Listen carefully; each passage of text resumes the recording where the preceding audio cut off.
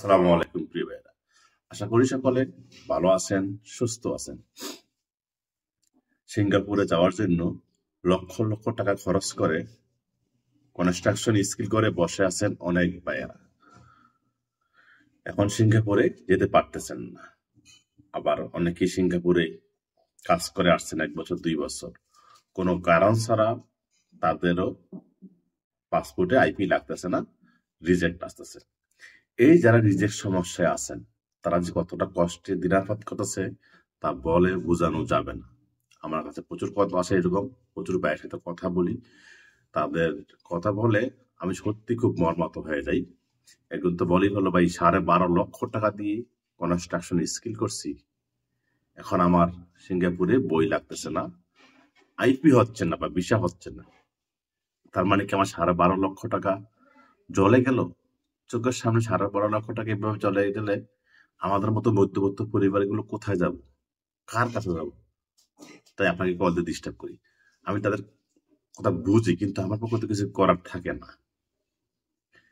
এই ব্যাপারে আমাদের দেশের সরকার চাইলে সিঙ্গাপুরের যে মিনিস্ট্রি অফ ম্যান পাওয়ার আছে, শ্রম কল্যাণ মন্ত্রণালয় আছে, তাদের সাথে আলোচনা করে দেখতে পারে যে আমার দেশের যে লোকগুলো নতুন স্কিল পাস করে তাদের পাসপোর্টে আইপি হচ্ছে না কেন, ভিসা হচ্ছে না কেন। ভিসা যদি নাই হবে, সে যদি সিঙ্গাপুর যদি নাই পারবে, তাহলে সিঙ্গাপুরের বিসি একাডেমি থেকে কেন তাদেরকে কনস্ট্রাকশন সার্টিফিকেট দেওয়া হলো? সার্টিফিকেটটা না দিত, সার্টিফিকেটটা দিছে মানে কি তারা সিঙ্গাপুরে কাজ করার যোগ্য, তারপরে কেন আইপি হচ্ছে না? এগুলো সরকারিভাবে আলোচনা করতে হবে। আমার মতো আপনার মতো ফেসবুক বুদ্ধার, আমার ফেসবুক জ্ঞানী যারা আছে, এরা ফেসবুকে লেখালেখি করলে কাজ হবে না, ফেসবুকে পোস্ট করলে কোনো কাজ হবে না। আমাদের ঊর্ধ্বতন কর্মকর্তাদের এগিয়ে আসতে হবে সমস্যা সমাধান করার জন্য।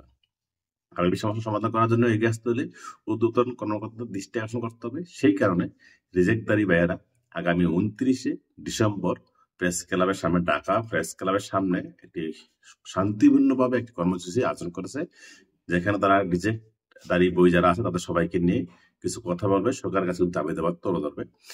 আমি ব্যক্তিগতভাবে চেষ্টা করব সেই তাদের সাথে থাকার জন্য, যদি আমার কোনো সমস্যা না হয়। আর যে আমি চেষ্টা করবো আর কি 9টার দিকে থাকার জন্য। 29 ডিসেম্বর 2024 এটা প্রেস ক্লাবের সামনে তারা শান্তিপূর্ণ সমাবেশ করবে এবং সেটা তাদের দাবিগুলো তাদের সরকারের কান পর্যন্ত পৌঁছায়।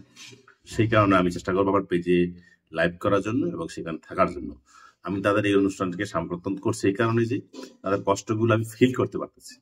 এত লক্ষ লক্ষ টাকা খরচ করে স্কিল করে বসে আছে, তাদের আইপি হচ্ছে না, এটা আসলে কষ্ট বা বেদনা। যাদের আইপি হয় নাই, এটা সমস্যা পড়ার নাই, তারা বুঝবেন না। তারা হয়তো হাসাহাসি করবেন যে ফারুক ভাই কাদের সাথে আছে, কি করতে চায় ফারুক ভাই। আসলে ভাই আপনারা তাদের হয়ে ভাবুন, আপনি 12 লক্ষ টাকা কনস্ট্রাকশন স্কিল করছে সিঙ্গাপুরে যাওয়ার জন্য, স্কিল সার্টিফিকেট হাতে আছে, কিন্তু সিঙ্গাপুর যেতে পারতেছে না, ভিসা হচ্ছে না। কেমন লাগে দেখবেন। তাহলে তাদের কষ্টগুলো আপনারাও অনুধাবন করতে পারবেন। তাই যারা যারা আসবেন তারা চেষ্টা করবেন থাকার জন্য। 29শে ডিসেম্বর সকাল 9টা বাজে ঢাকা প্রেস ক্লাবের সামনে। প্রেস ক্লাবের সামনে হলো, আমরা যে ট্রেন দিয়ে আসেন তারা সচিবালয় এমআরটিতে নামবেন, ওইখানে এমআরটিতে নেমে কাউকে জিজ্ঞেস করলেই হবে, সচিবালয় এমআরটিতে নামে জিজ্ঞেস করলেই হবে। সবাই ভালো থাকুন, আসসালামু আলাইকুম।